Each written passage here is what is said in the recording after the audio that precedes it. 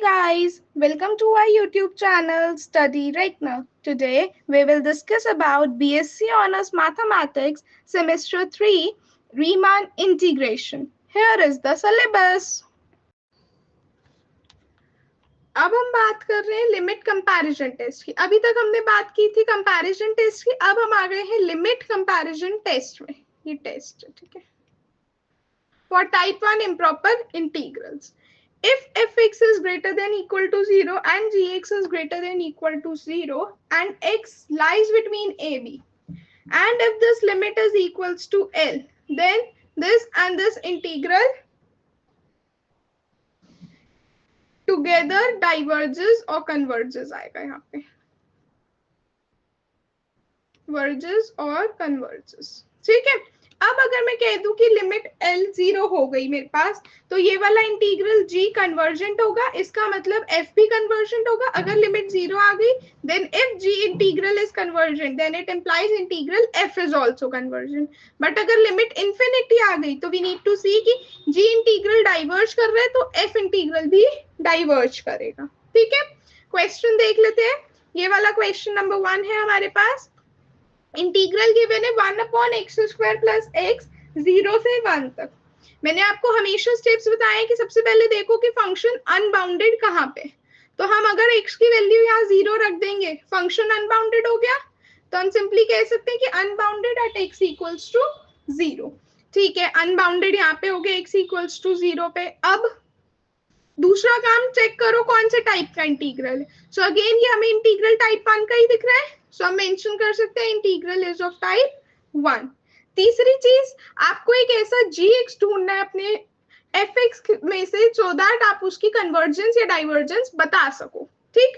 तो अब हम मान लेते हैं यहाँ पे, नाउ लेट fx, हमारे पास तो यही आ जाएगा जो हमें गिवन है, dx नहीं, fx हमारे पास आ जाएगा 1/x² प्लस x, और gx हम क्या माने, से 1/x मान ले, ठीक रहेगा। हमें कंडीशन क्या गिवन है कि fx और gx दोनों पॉजिटिव होने चाहिए, ठीक है। अब हमने fx और gx कंसीडर कर लिए। अब हमारा काम है कि हम लिमिट निकालें। फंक्शन कहाँ पे अनबाउंडेड था, 0 पे, तो हम 0 पे ही इसकी लिमिट चेक करेंगे, ठीक। सो ये आ जाएगा limit fx upon gx as x approaches to 0, ठीक है। तो अब fx की वैल्यू मेरे पास क्या है, लिख लेते हैं limit x tending to 0 positive. fx कितना है मेरे पास, 1/x² plus x divided by gx कितना है, 1/x। अब हम क्या लिख सकते हैं कि limit x tending to 0 positive, x upon x² plus x common ले लो, 0 positive, x upon x into x plus 1 लिख देंगे।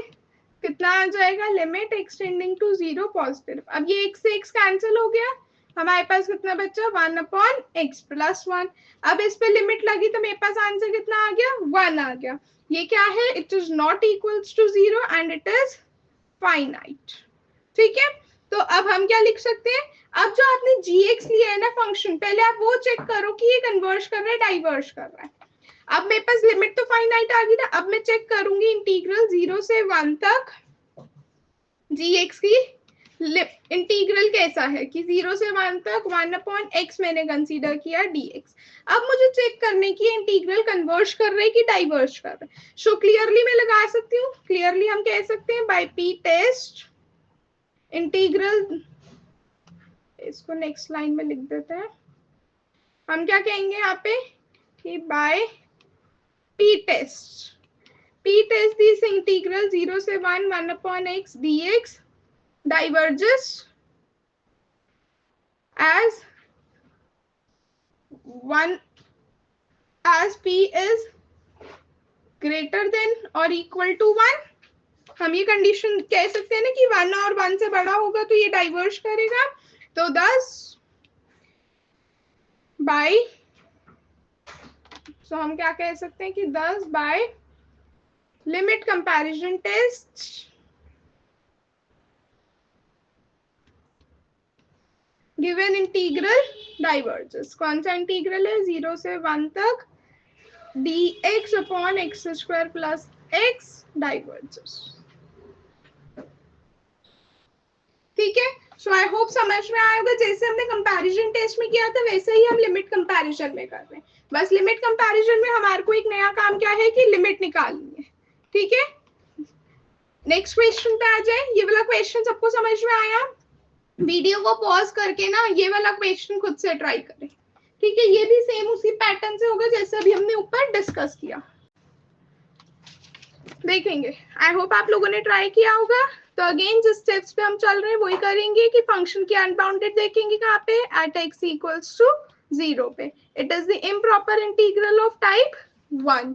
अब हम क्या देखेंगे, एक gx फंक्शन कंसीडर करेंगे। सो fx फंक्शन में पास क्या है, root x upon log x. So यहाँ से हम कुछ gx फंक्शन निकाल सकते हैं, से 1 अपॉन एक्स रख दे। बट अगर 1 अपॉन एक्स रखेंगे, ये यहाँ पे इंटीग्रल 1 से 2 तक ले लो, इसको चेंज कर लो, इंटीग्रल की लिमिट्स 1 से 2 तक की है। ठीक है, अब अगर मैं फंक्शन 1/x रखूंगी तो मेरे को कोई दिक्कत नहीं होगी। से मैंने x माइनस 1 कर दिया क्योंकि अनबाउंडेड कहाँ पे है function, at x equals to 1 पे। ठीक है, अनबाउंडेड x इक्वल्स टू 1 पे, क्योंकि log 1 क्या हो जाएगा, 0 हो जाएगा। तो x माइनस 1 ठीक है मेरा फंक्शन gx। अब हम लिमिट निकाल लेते हैं। तो limit as x tending to 1 positive fx upon gx कितनी आ जाएगी मेरे पास, देखो limit x tending to 1 positive root x upon log x divided by 1 upon x minus 1। कितना आ जाएगा, root x into x minus 1 upon log x कह सकते हैं, और यहाँ लिमिट ले लेते हैं, limit x tending to 1 positive. ठीक है, अब आपने इस पे लिमिट लगाई, देखो 1 यहाँ पे 1 माइनस 1 0 बन गया और log 1 0 हो गया। तो ये मेरे पास क्या आ गया, 0/0। सो बाय ला हॉपिटल रूल लगा लेंगे। बाय ला हॉपिटल रूल हमारे पास क्या आ जाएगा, limit x tending to 1 positive. अब मैं इसका डेरिवेटिव ले लूंगी ऊपर, तो ये मेरे पास क्या आ जाएगा, root x into 1 minus 1 into root x minus 1 plus x minus 1 into 1 upon 2 root x. ठीक है, आई होप सबको समझ में आया होगा। हमने प्रोडक्ट रूल लगाया है। ठीक है, और ये सबको सॉल्व करना आता ही होगा लॉ हॉपिटल रूल से। हमने लॉ हॉपिटल रूल लगाया, और नीचे क्या आ जाएगा मेरे पास, log x का 1/x। अब इस पे लिमिट लगाओ, नीचे कोई दिक्कत नहीं दे रहा डिनोमिनेटर पे, न्यूमरेटर में क्या वैल्यू आ जाएगी, जब मैंने लिमिट लगाई तो 1 आ गया। Again it is not equal to 0 and it is finite. अब हमने जो इंटीग्रल gx माना है उसको चेक कर ले। सो gx मेरे पास क्या है, 1 अपॉन x माइनस 1।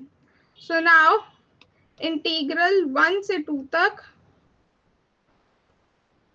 1 से 2 तक fx अपॉन gx, ओ सॉरी हमें gx का इंटीग्रल देखना है ना, सॉरी gx के 1 अपॉन x माइनस 1। अब ये वाला इंटीग्रल अगर मैं ध्यान से देखूं तो अगेन इसकी अगर मैं लूं तो इसको मैं ऐसे भी कह सकती हूँ 1 upon x minus 1 to the power 1। So हम क्या कह सकते हैं कि बाय t टेस्ट ये इंटीग्रल क्या होगा, this integral is divergent as p is greater than equal to 1. So therefore by limit comparison test given integral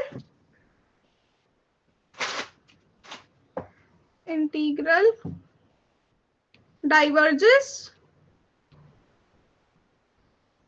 so thus integral हमारे पास क्या था, 1 से 2 तक रूट x upon log x dx। So this also diverges. ठीक है, सो I hope सबको समझ में आया होगा हमने क्या किया है। तो आपको जो मेन काम यहाँ पे याद रखना था कि अब ये आपके पास यहाँ पे ना ये 0/0 फॉर्म आ गई। ठीक, तो अब हमने जो है लॉ ऑर्बिटल रूल से इसको डेरिवेटिव करके एक फाइनाइट वैल्यू पे हम आ गए, और अब हमें ये फाइनाइट मिल गई, तो बस हमने gx को देखा कि इंटीग्रल कन्वर्जेंट है कि डाइवर्जेंट, फिर हमने इसको सॉल्व कर दिया। ठीक है, सो आई होप ये दोनों क्वेश्चंस आपको समझ में आए होंगे। अब हम नेक्स्ट टॉपिक पे आ जाते हैं, एब्सोल्यूट कन्वर्जेंस पे। एब्सोल्यूट कन्वर्जेंस में क्या कह रहे हैं कि मान लो ये आपके पास एक इम्प्रॉपर इंटीग्रल है टाइप 1 का, ये इंटीग्रल मॉड fx dx का इंटीग्रल कन्वर्जेंट होगा, देन वी से अगर आपको ये वाला कन्वर्जेंट इंटीग्रल मिल जाता है तो हम इस इंटीग्रल f को एब्सोल्युटली कन्वर्जेंट कहेंगे, and it implies convergence of this. तो अगर मैं सीधी भाषा में बोलूं, सिंपल लैंग्वेज में आपको बताऊं, हम सिंपली ये कह सकते हैं कि अगर ये वाला इंटीग्रल कन्वर्ज कर रहा है, इफ दिस कन्वर्जेस, अगर ये वाला इंटीग्रल कन्वर्जेंट है या कन्वर्ज कर रहा है, तो जो आपका ये वाला इंटीग्रल है fx वाला, ये इंटीग्रल भी कन्वर्ज करेगा ही करेगा। ठीक है, और इसी को हम एब्सोल्यूट कन्वर्जेंस कहते हैं। एक एग्जांपल देख लेते हैं, शायद हम ज्यादा अच्छा समझ पाए। देखो एग्जांपल में मैंने मान लिया से मेरे पास इंटीग्रल 0 से 1 है, sine 1/x upon x to the power p ले लेते हैं। ठीक है, dx, और मान लो p जो है 0 से बड़ा है, और ये कन्वर्ज करेगा फॉर कन्वर्जेस एब्सोल्युटली, लिख लो converges absolutely for p less than 1। ठीक है, ये मैंने एक एग्जांपल लिया कि मेरे पास एक इंटीग्रल है जिसमें p की वैल्यू 0 से बड़ी है, और ये कन्वर्ज करेगा absolutely for p less than 1 के लिए। तो अगेन जो अभी तक हम काम कर रहे थे सारा वही काम करेंगे। p, अब मेरा फंक्शन जो है कहाँ पे अनबाउंडेड हो जाएगा, एट p इक्वल्स टू 0 पे। तो यहाँ पे मैंने लिख दिया p इक्वल्स टू 0 पे, सॉरी x इक्वल्स टू 0 पे फंक्शन अनबाउंडेड हो जाएगा। ठीक है, तो हम क्या कह सकते हैं कि ये टाइप 1 का इंटीग्रल हो गया। दो बातें क्लियर है। अब हमने देखा ध्यान से कि साइन 1/x को upon x to the power p, इसका मॉड में किससे छोटा कह सकती हूँ, 1/x to the power p से कह सकती हूँ, है ना। और अब मुझे पता है कि ये जो इंटीग्रल लू, अगर मैं 0 से 1/x to the power p पे, ये कन्वर्जेंट होगा if and only if p की वैल्यू 1 से छोटी होगी। ठीक है, तो हम कंपैरिजन टेस्ट से, जो अभी हमने पढ़ा है comparison test, by comparison test हम क्या कह सकते हैं, by comparison test for improper integrals of type 1 के लिए, इंटीग्रल्स ऑफ टाइप 1। तो इस वाले टेस्ट से हम क्या कह सकते हैं कि जो इंटीग्रल 0 से 1 है, mod sine 1/x upon x to the power p का मॉड dx, ये क्या हो गया, इट ऑल्सो कन्वर्जेस। कब कन्वर्ज करेगा बेटी, जब p की वैल्यू 1 से छोटी होगी। तो जो गिवन फंक्शन है वो क्या हो गया, तो अब हम कह सकते हैं ना कि given function is, given integral, function नहीं integral, so given integral is absolutely convergent. कब होगा, जब p की वैल्यू 0 से बड़ी होगी लेकिन 1 से छोटी होगी। ठीक है, तो बेसिकली आपको इस एग्जांपल से क्या समझ में आया, ये आपको क्या बात याद रखनी है, आप ये बात याद रख सकते हो कि एब्सोल्यूट कन्वर्जेंस